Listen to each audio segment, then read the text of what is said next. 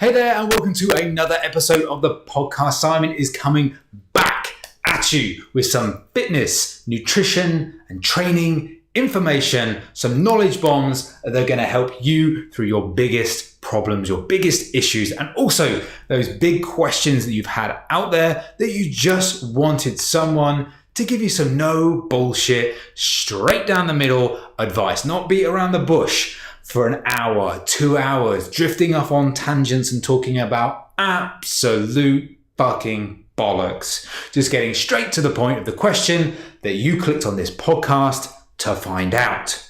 So without further ado, let's get stuck into this topic for today's episode, which is all about how important is protein for fat loss and for building muscle. Cool. So you've all, I'm sure, heard that protein is the next best thing. Every supermarket shelf, every online company seems to have a protein version of their food product, whether that is protein milk, protein, protein chocolate bars, protein nuts, protein snacks, whatever it is seems to have protein in it. I'm just waiting for when they release protein and protein chicken and protein something else and protein freaking shampoo. We've already had caffeine shampoo and gluten-free fucking shampoo, so why not give us protein shampoo? Put a bit of whey protein powder on your hair and watch your hair grow and your fucking scalp get shredded. Awesome. Anyway, I digress. So protein is everywhere. So it makes you think that this protein is this hugely important thing. And after calories, it's like the most important thing that you cannot get wrong. That number that your coach has given you, the 127.5 grams of protein, you need to get that in your system every single day, or else your fat loss goal is never going to happen. You're never going to build any muscle. You're not going to look lean, toned, muscular, whatever you want to call it. You are just not going to look the way you want because you didn't have that extra half gram of protein. And of course, you didn't time it right as well. So clearly that was an issue for you. But is it all really that much of an issue? That's what we're going to get stuck into. And first of all, we're going to talk about building muscle. Building muscle is the easy answer. How important is protein for building muscle? The answer is simply very important. It clearly is one of the most important factors in the whole process. You could argue it might even be slightly more important than calories, because you can still build muscle in a calorie deficit. You can build muscle in a maintenance phase. You can build muscle obviously in a surplus, but you can't build muscle without protein. So you could argue there's an argument there to say that it's slightly more important than calories, although maybe it's not that much of a simple one is more important than the other and you just neglect calories. Maybe it's not that simple, but we're not going to get into that debate today because we're talking more about protein. So the way I like to look at protein in terms of purely building muscle, that's the goal, just building muscle, is that you're not going to build muscle without training, without weightlifting, without working your muscles, exercising your muscles, and creating that process to start the adaptation. So without training, nothing's going to happen. So you need that training stimulus. But that aside, when we talk about nutrition, you're not going to build any muscle without protein. So protein becomes hugely important. Now, in terms of total protein intake, you're going to be looking at anywhere between 1.8 to 2.2 grams per kilo of body weight per day. That's sort of like the ideal range. And we'll come on to how much you can play about with that range a little later. So protein is important because that is going to help what we call muscle protein synthesis. Very, very posh term for just the process of building new muscle tissue. So once you've trained, the process of repairing, growing, developing stronger, bigger muscles is effectively muscle protein synthesis. And we're also trying to prevent muscle protein breakdown, which is the kind of the opposite of that process. More often than not, then, you want to be in this muscle protein synthesis phase, i.e. you want to be building muscle most of the time. And the optimum way to do that is by having multiple protein servings spaced throughout the day. Because what that allows you to do is hit something called your leucine threshold. Leucine is an amino acid within protein that is important for the muscle building process. You have to hit a certain amount of leucine multiple times per day to get an optimal amount of muscle growth. And I say optimal because all of these things are talking about how to optimize your nutrition. It's not to say if you don't do exactly like this, you won't make any progress. Of course you will. This is about saying, how do we optimize everything? Because that's what you're here for. You're not here to say, well, how can I train my ass off in the gym and only get 50% of the gains? That's not your question. Your question is, how do I train my ass off in the gym and make 100% of the gains? Or maybe your question is, how do I train not very hard at all and get 100% of the gains? Well, that's not possible. It's the middle bit we're after. You've still got to train your ass off. So we're going through multiple protein servings throughout the day. And the ideal number is somewhere between 4 to 6 protein servings per day. 2 to 3 of those are going to be about 0.3. No, I'm going to correct myself because I'm looking at my notes here. 0.4 to 0.5 grams of protein per kilo in those 2 to 3 servings. So think about those as your quote unquote normal meals. So like your lunches, your dinners, that's where that's going to be, because that's what we call a mixed meal in terms of protein. So the protein within that meal has come from multiple different sources. So whether it's the chicken, the veg, whatever else you've had with it, some sort of carbohydrates, probably got a small amount of protein in it. Whatever you've put into that mixed meal, you've got multiple different protein sources. Therefore, the likelihood of the leucine threshold being high could be varied depending on what food you actually ate.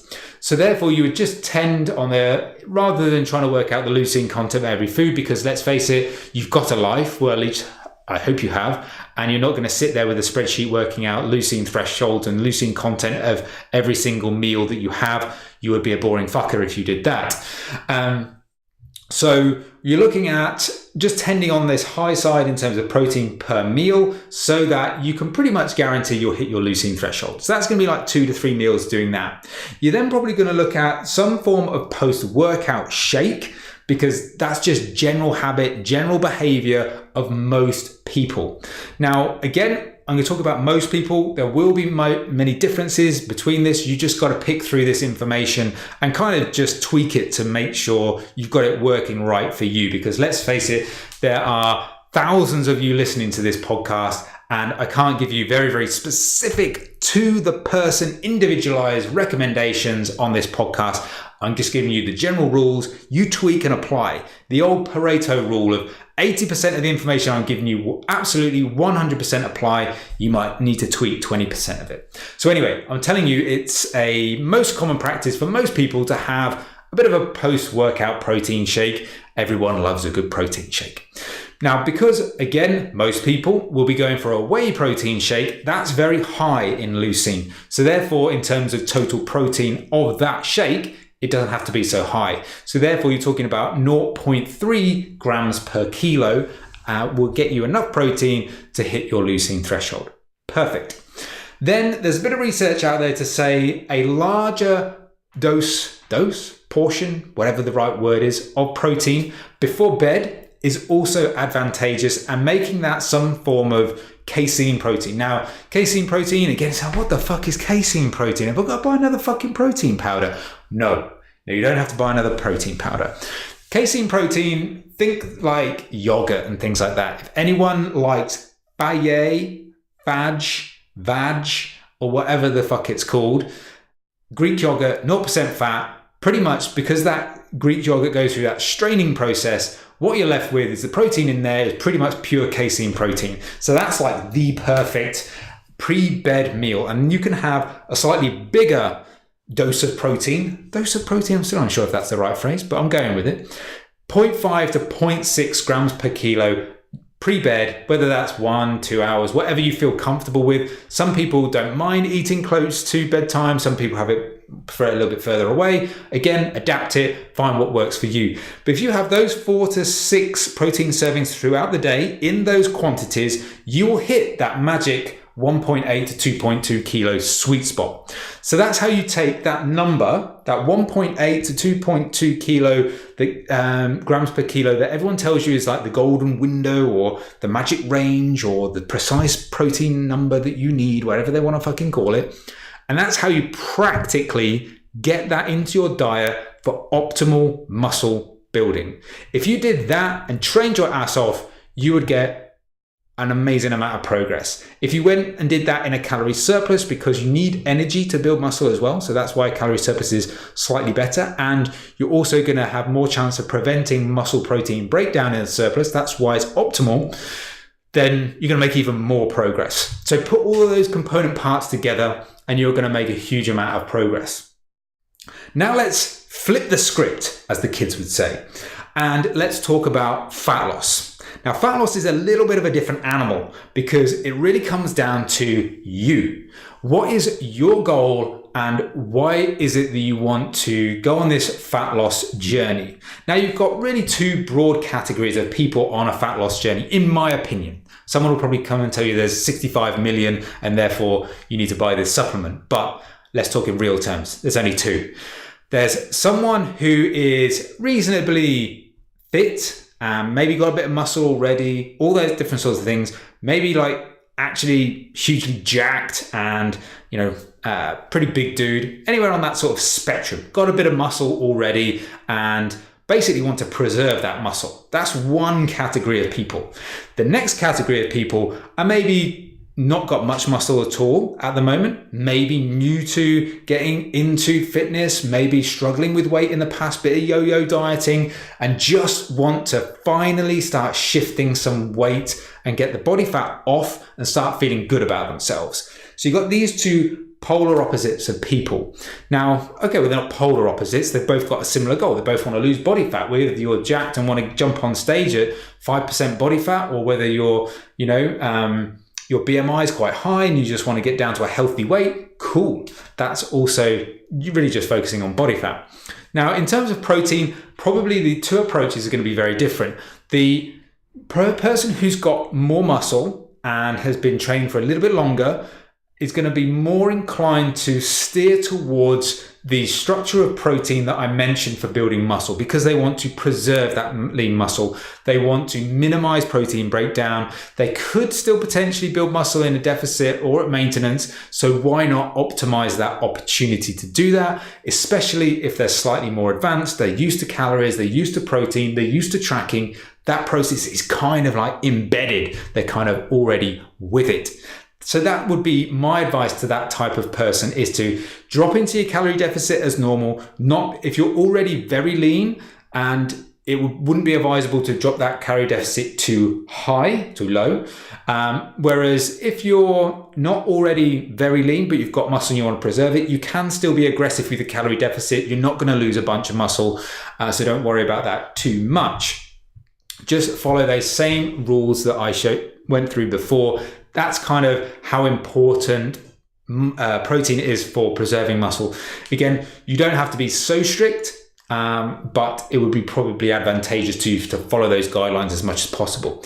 So let's flip over to the newbie, the person who just has been yo-yo dieting and wants to drop some body fat and really is maybe not even that in tune with calories and not that in tune with nutrition in general. How important is protein for that person? And the answer, if that's you, is not as important as people may make out.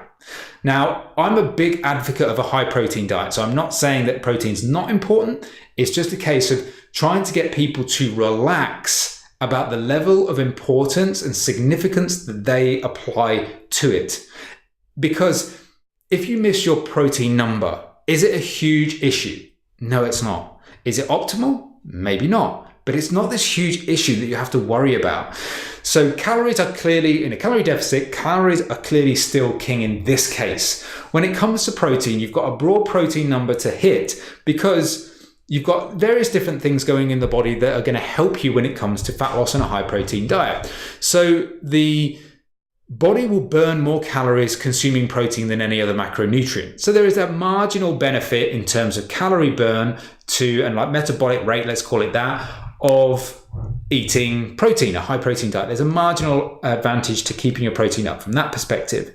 There's also the benefits of building lean muscle. When you're in a calorie deficit, when you're new to weight training, your opportunity to build muscle is quite high. So why not take advantage of that? Because you're going to need to do that at some point to have that lean, toned, muscular, whatever you want to call it, type of physique. So why not take advantage of it? The other element is that it keeps you feeling full for longer. So a lot of people struggle with hunger, they struggle with cravings. So again, why not opt for a slightly more high protein diet and make yourself feel full so that you're not always wanting to chew your own fucking arm off? Sounds good to me. So all of those things mixed together, a high protein diet is advantageous. And therefore, that's why it's important. However, if you were to miss that protein goal, or let's say that you're not used to a high protein diet and therefore having maybe double the amount of protein you're having right now is a bit of a lifestyle change to select different foods and all of that sort of stuff. Maybe that is a huge transition for you. Should you worry that you're not hitting your 127.5 grams of protein per day? Well, no, you shouldn't. Focus on the calories first and gradually work your way up to getting towards a higher protein number, because you can still lose weight. You can still lose body fat. You can still build muscle on a less high protein diet than maybe is optimal. And that's the point I'm trying to get through, is that there is a way to optimize your nutrition, but is going from barely any nutrition knowledge and making any progress with your weight and your body fat levels to nutrition expert overnight really a logical and realistic jump? My opinion, no, it's not. It's more realistic for someone to say, right, okay, let's start with the basics. The basics are calories, and we want you to get a slightly more high protein diet. We want to aim for this amount of protein, but if you don't quite hit it every day, cool. Just maybe think about, well, how can I get a little bit more in each day? Maybe it's an extra protein shake. Maybe you're having a protein bar. Maybe you're having a bit of yogurt. Maybe you're having a little bit of extra protein with your main meals. Whatever it is, just little changes that start to increase that protein number, because that's the way that you would want to do it, rather than trying to beat yourself up because, oh, I hit my calories, but it didn't hit my protein number and all that sort of stuff. Okay, maybe not as optimal as we want it to be, but does it make a huge difference? In this case, probably not. So don't attach this huge, high importance to protein in certain situations. In certain situations, yes, it's important. In certain situations, yes, you need to focus on your protein to get maximum results. But sometimes suboptimal is actually what's required. And bear that in mind, is everybody's journey is different. Your journey is different to the next person. You are maybe not the person stepping on stage and trying to get 5% body fat. So don't copy that person's approach to nutrition. It's not right for you, and it'll probably tie you up in knots and make you go off track and off the rails quicker than you expect. So that's my advice when it comes to the importance of protein. If you are someone trying to build muscle, it's important. If you're someone who's got a level of muscle, an intermediate or advanced lifter, then yes, you want to focus on protein. If you're new and this is kind of a bit of a lifestyle change and you're just finding your feet, then it's probably not as important as you may think it is. So I hope that helped, and I hope that gives you some clarity on protein and where you stand with it. And if you have got any questions, feel free to come and see me on Instagram. You can go to @iron_paradise_fitness, say hello, say that you've listened to the podcast. And if you have got questions, feel free to ask them. But if you just want to come say hi, tell me I'm awesome, you enjoy the podcast, I love those sorts of messages too. But for now, all I'm going to say is thanks for listening, keep living the lean life, and I'll see you on the next episode of the show.